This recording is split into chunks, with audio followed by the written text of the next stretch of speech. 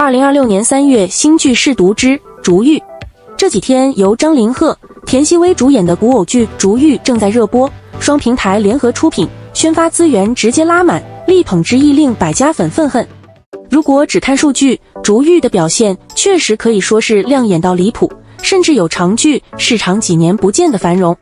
开播第二天，云和市占率直接冲到 31.4%， 单日播放量7000万加。截至3月11日左右，腾讯站内热度破3万，爱奇艺也达到了破万，双平台数据均刷新年度纪录。猫眼、灯塔等多个平台榜单，它也基本都在第一。按数据逻辑看，这已经是标准爆剧配置。但问题也恰恰出在这里，很多网友的第一反应不是挖爆了，而是这就爆了，我身边怎么没人看？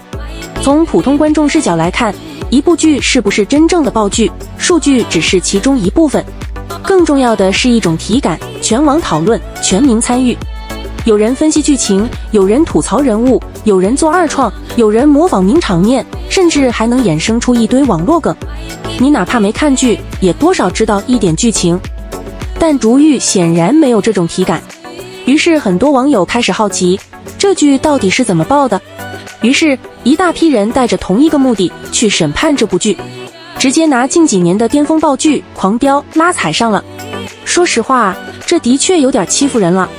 真正有可比性的，应该是同样是古偶的《与凤行》。那同学们，你拿《与凤行》去套上面我说的爆剧体感，你现在觉得当时《与凤行》的全网讨论、全民参与度高吗？出圈热梗有吗？其实也不见得比《逐玉》好多少。那我们先不聊什么爆不爆剧的，我更大的感受其实是平台是真的急了。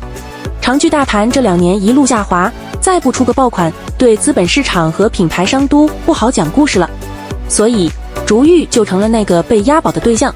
看完前10集，我大概能理解平台为什么压这部剧，但与此同时，我也有点明白了，平台会押宝这种剧，本身可能就是长剧走到今天的原因之一。先给一个最简单的观众结论，《逐玉》能看，但如果你磕不上 CP， 或者对男帅女靓古偶谈恋爱没有刚需，那这部剧大概率也很难让你一路追下去。先说优点，最直观的一点就是曾庆杰真的很会把人拍好看，男女主、场景、氛围整体都拍得挺美。张凌赫在这部剧里的状态，大概是继《长恒仙君》之后最好的一次。如果你看过《宁安如梦》和《云之羽》，应该能理解我在说什么。田曦薇这边前期造型其实挺朴素的，但在镜头下依然很娇俏。但她更擅长的其实是另一件事，拍心动瞬间，既是角色的心动，也是导演设计给观众的心动。比如第1集有一场戏，男主为了躲官兵搜查，躲进了女主家的猪圈。等官兵走后，女主推门进来，说了一句没事了。那一瞬间的镜头语言是，女主向黑暗里突然闯进来的光。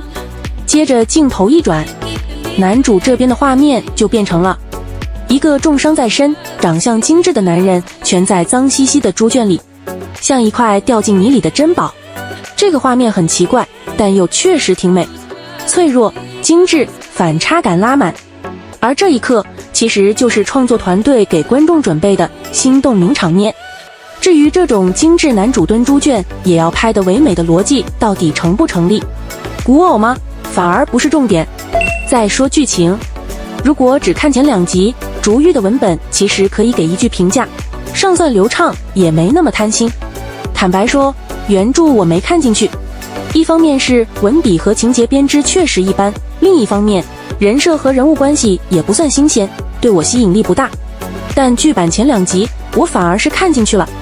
原因很简单，主创做了一件非常克制也非常聪明的事，专注拍男女主的相识相处，剧情几乎只围绕2个人展开，在他们的关系上做加法。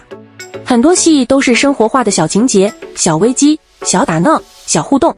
这种写法当然也有缺点，没有大起大落，没有宏大叙事，有时候看起来甚至有点像2人传。但优点也很明显，它非常巧妙地避开了古偶最容易翻车的部分。很多古偶一开场就灭门、复仇、朝堂、权谋、家国大局，气势是很大，但最后往往变成眼大肚子小，什么都想写，什么都写不好。竹玉前2集反而比较接地气，不贪多，也不急着铺世界观。但问题很快就来了，从第3集开始，剧情开始引入男主的侯爷身份，朝堂斗争也进来了，男二线也开始铺。然后我就开始走神了，因为古偶编剧一写到朝堂，基本就会进入一个熟悉的状态，台词很腻，信息很多，但就是特别无聊。那种感觉大概就是每个人都在很严肃地说话，但你听完一句都记不住。第3集那段朝堂戏其实也就10分钟，但台词写得既云里雾里，又毫无张力。所以真的想对很多古偶编剧说一句，没有权谋的水平，真的不用硬写权谋，好好拍恋爱，可能反而更好看一点。说完优点，再聊聊问题。而且这些问题其实都很典型，只是被曾庆杰自己的长板暂时盖住了。第一个问题，故事底子太旧。这个剧情说白了就是一套熟的不能再熟的古偶公式。民女救了落难侯爷，两人朝夕相处，产生感情。女主身世成谜，其实是被冤忠良之后流落民间，从杀猪女一路升级成侯夫人，人设则是小太阳女主成病娇毒舌男主。听着是不是很熟？因为这套东西过去几年已经被写烂、拍烂、用烂了，既没有什么新鲜设定，也没有什么特别值得反复咀嚼的人物关系，所以哪怕剧组在生活化细节和互动趣味上做了一些加法，也很难改变一个事实，主线剧情本身吸引力其实不太够。第二个问题是棚拍感太重，假山、假水、假雪、假村镇，整个环境的棚拍感几乎拉满。这种假不仅会影响观众第一眼的直觉，还会让人物看起来像在摆拍。